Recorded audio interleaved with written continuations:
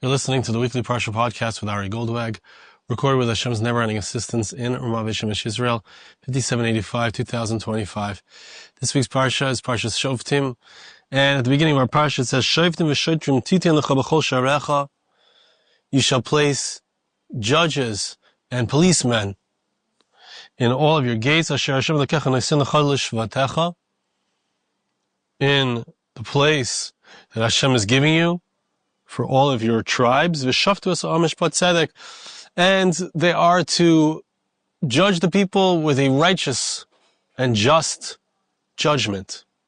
So the Torah lays down for us that there is a foundational concept, and that is that we need justice. We need fairness.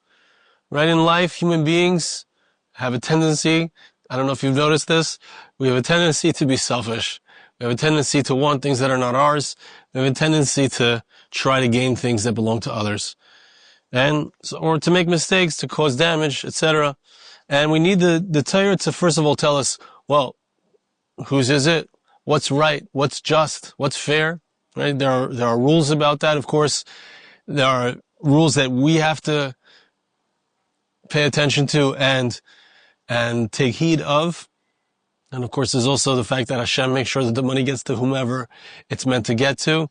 That's a deeper aspect of it. We're not talking about that. We're talking about our own personal obligations in our bin adam l'chavero. And this is an important topic because we are right before Rosh Hashanah Yom Kippur. And of course, as we know, Yom Kippur is a day of atonement.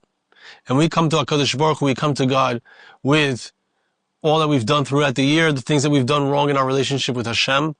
And He can forgive us for all of that, because that's a direct discussion between us and Hashem. And we can come and say, look, we've done this wrong, we want to try to be better, we're going to try to be better. But when it comes to our ben adam l'chavero, when it comes to money that we've taken that's not ours, when it comes to damage that we've caused to others, whether it's physical damage, emotional damage, we've done all kinds of things that we need to correct.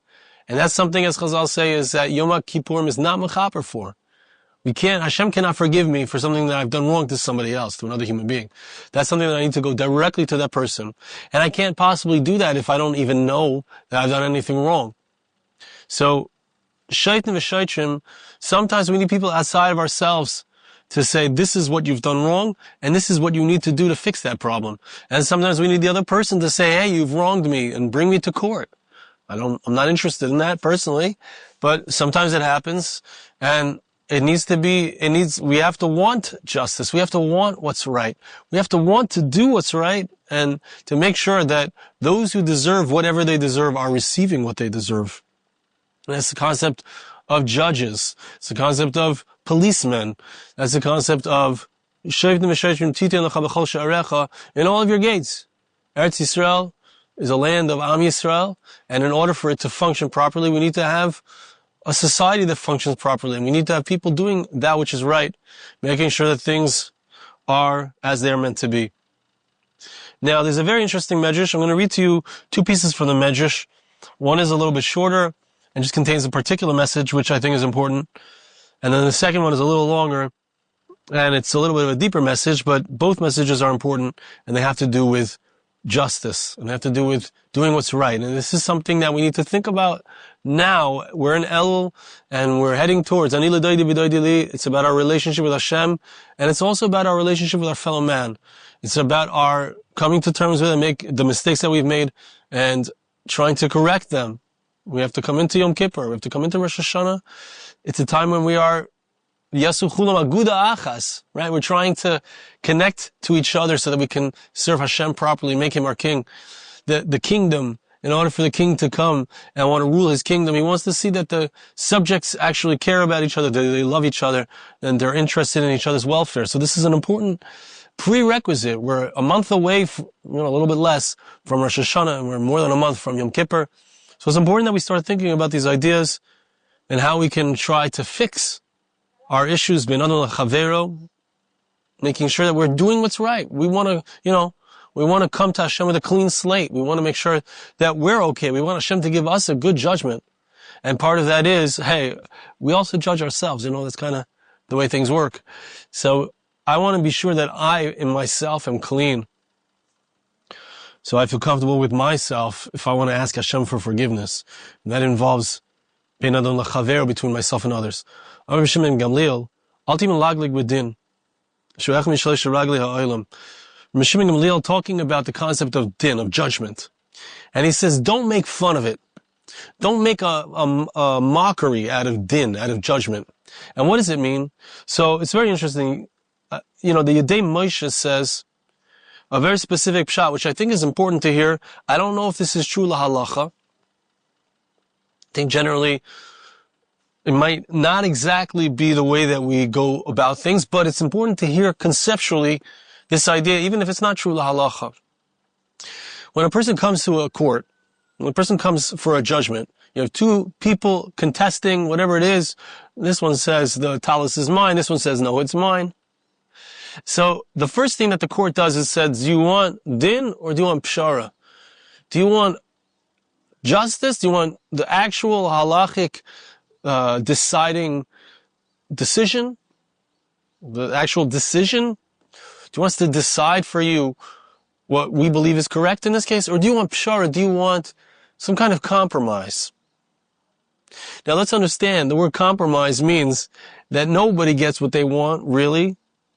And it also means that we don't give them what's just. Right? Because let's say this item, the talus, belongs to Ruvain, and Shimon is saying it's mine. So if we do a pshara, if we make a compromise, we're going to split it. Right? And when we split it, so one guy's going to get half. That guy doesn't deserve it. It's not his.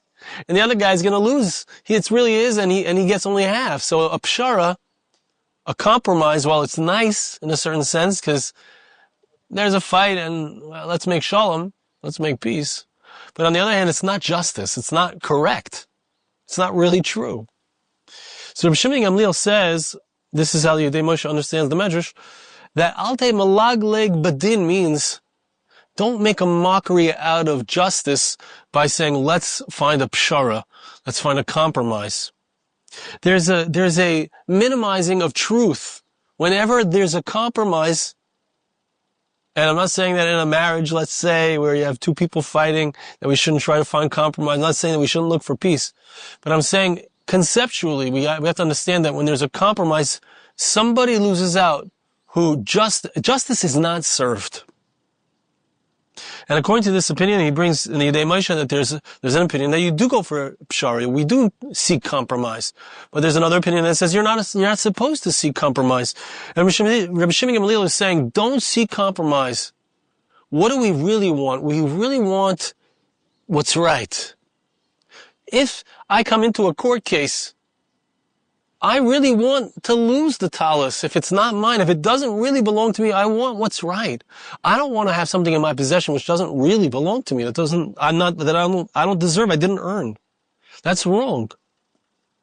Lama says, Rabbi Shimon Gamliel, why is it that you should be careful not to make a mockery of justice? Our sages say that the world stands on three things. Ala din, v'ala emes, v'ala shalom. Notice the order here. On judgment, on truth, and on peace. Which means to say shalom, peace is like kind of compromise, but that's the last on the list. The first on the list is din, which means justice, which means the correct way. It's supposed to be correct. We're supposed to do what's right. If I stole the money from somebody else and it's 10 years ago, I stole $100 or I borrowed $100 and never paid him back. Justice says that I owe him the money. I might be able to go to a collection agency and make some kind of deal, but I didn't pay back the money. If let's say they say, okay, pay 50, they don't expect to get their money, so they say, pay $50 instead of 100. But I haven't given them the money that they really deserve. I took their money, I didn't give it back. Right? So let's be clear that that's not justice. That's shalom, it's compromise. They think they're never going to get the money, so I give them half the money and they're happy. But that's not justice. Din is giving them back the money. Says Rav Shimon Gamliel that if you bend judgment, if you don't act with strict justice, if you don't do what's really, really right, the letter of the law, We said that there are three foundations of the world. One is din. You have a world and it's standing. It's like a chair with three legs, and it's standing on these three legs. One leg is called din, justice. One is called, where are we here? A din, ha'emes. One is truth, which is clearly related. And one is shalom, which is peace, compromise. If you don't have din, so the whole chair falls. The whole world falls. The foundation of the world is missing. Rabbanan Amri Kashu Koichu Shel Din. Rabbanan say another aspect of this, and they say the power of din, of justice, is very powerful. It's very tough. Which is interesting. I don't know exactly what's the difference between the world, the foundations of the world, versus the foundations of God's throne. God's throne is also an aspect of how he's the king, right? So if he's sitting on his throne, that means that he's looking at the world and he's determining what's good for the world, like a king does. King is involved in his kingdom, looking down and trying to figure out what are the needs of his people. So Hashem is sitting on his Kisei HaKavod. That means that his interaction with us, the Kisei HaKavod, is where God sits and thinks about us, worries about us, worries about his subjects, judges us. So one of the foundations, one of the legs upon which the Kisei HaKavod stands is din. Minayin, how do we know? Tzedek u'mishpat mechoin kisecha. Tzedek is justice, mishpat is judgment. That's the foundation of your throne. Chesed ve'emes yikamu panecha. Kindness and truth come before you. And by the way, it's important to mention that we're talking about justice, so it's easy for me to demand justice. But it's much more difficult for me to submit to justice. But I also want to say here, I want to point out, it does say chesed here, and it does say shalom, and that there is such a thing as being mevater. Let's say somebody owes me $100, I'm allowed to forgive the money. Let's be clear. I can give the person a clean slate and say, you know what, I'm meichel the money, I'm not interested in it. And as we spoke about in previous weeks, when I'm mavir al midoisei, when I'm mevater, when I give up on the things that are owed to me through justice, so then Hashem also interacts with me in a way which doesn't demand justice. So that's important. But I'm talking about here not how I think about somebody else as far as me demanding from somebody else justice or me being meichel somebody else for something that they've done wrong to me. Here we're talking about my obligation to my fellow man. I'm talking about my commitment to what the Torah says, which is just. Making sure that I'm okay, that I'm doing what's right. That if I have something that's not mine, it doesn't stay in my possession. And we're going to see more about that in the next medrash.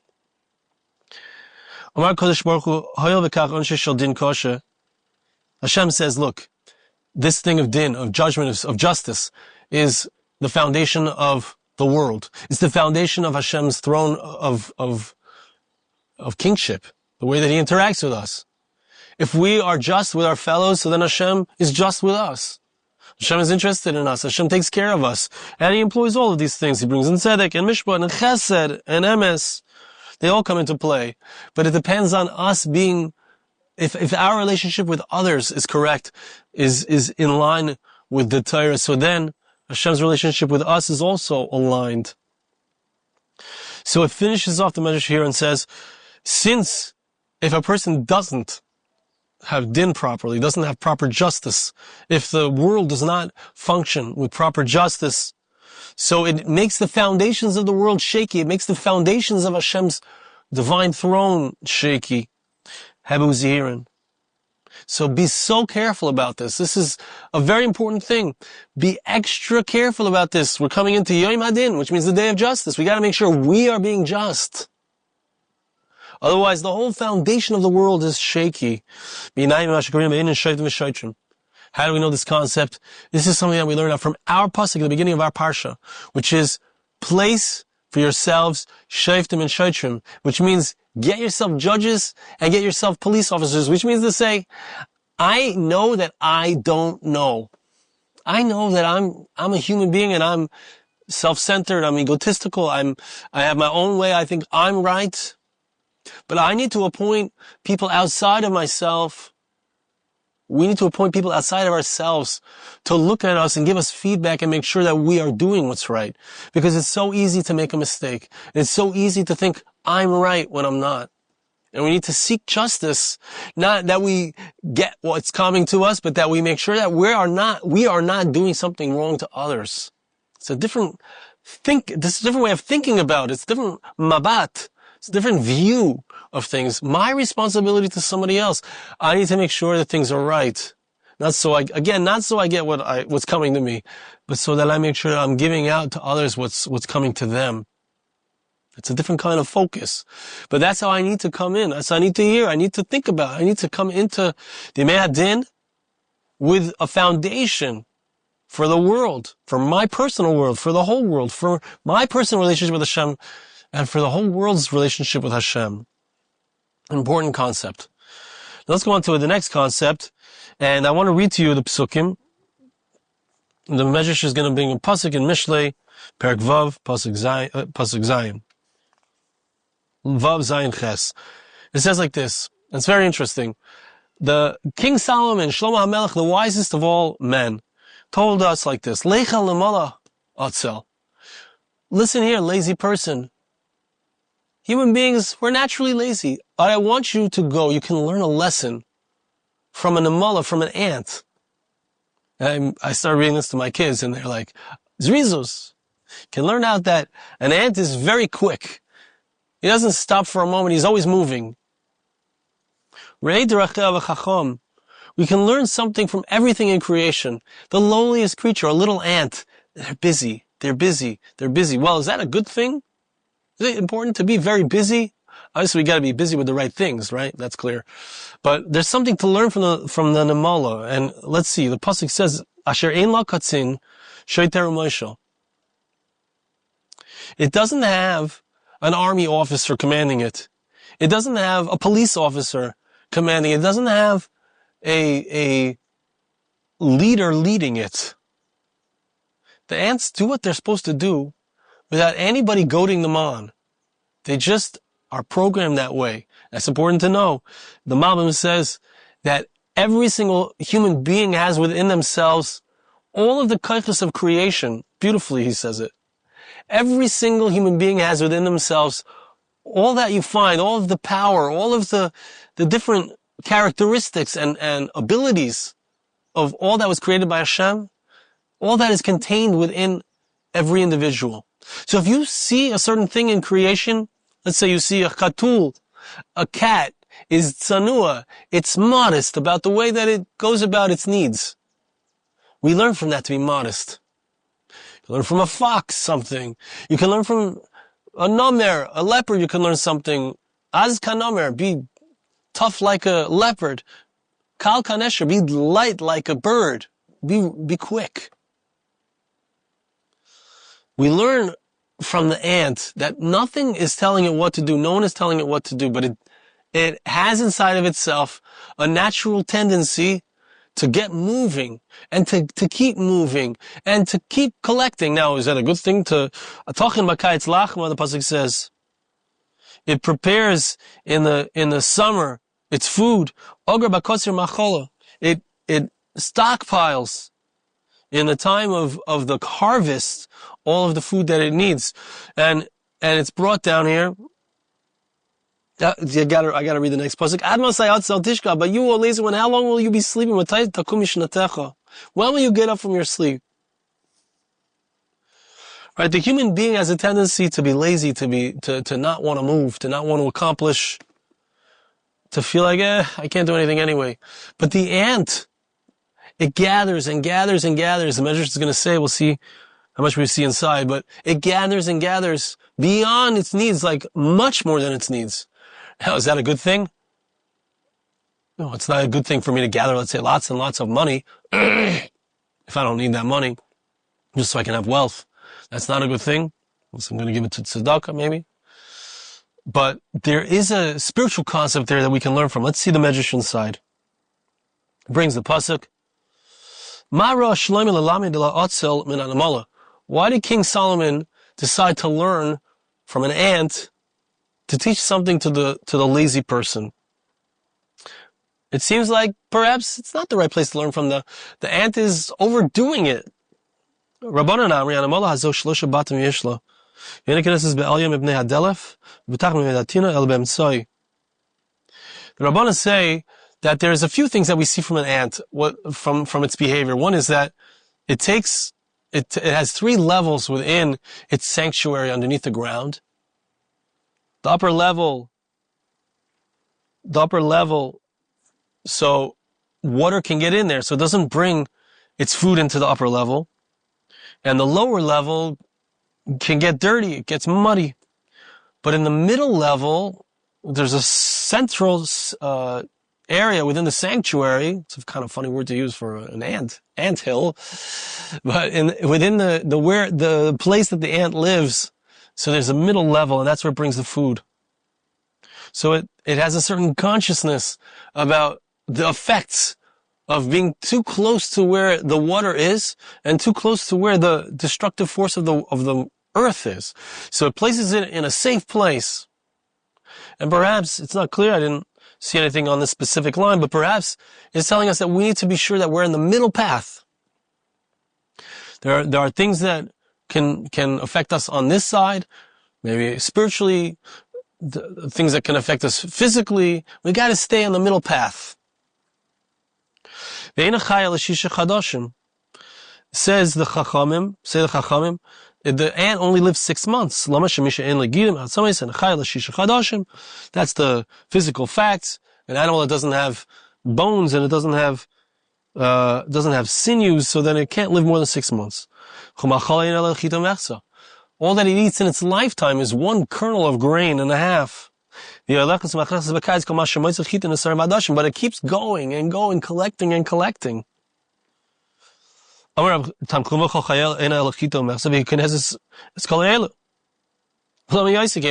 she do that?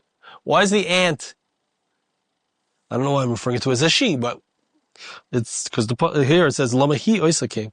Why does she do that? Why does the ant do that? Because maybe the ant says to itself, as it were, maybe Hashem will decide that I'm going to live longer than 6 months and I'll have what to eat. And the mashal is, what it's teaching us is, we'll see this, it continues. Actually, let's read inside.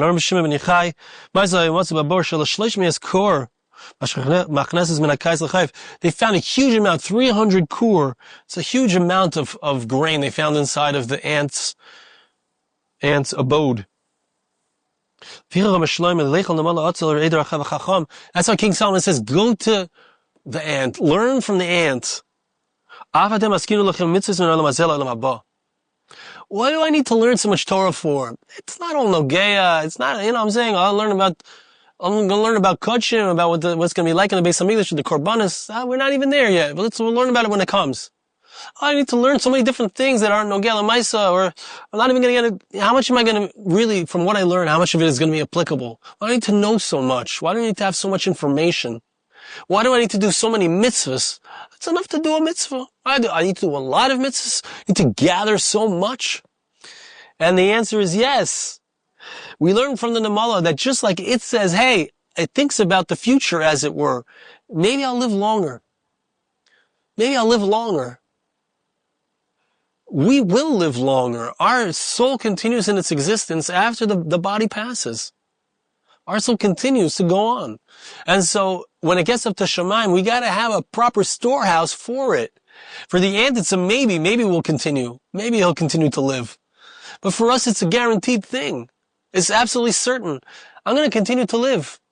And I need to have something, a storehouse for my soul of spiritual acquisitions, spiritual food for me to live on when I get to the next world. So it's very interesting.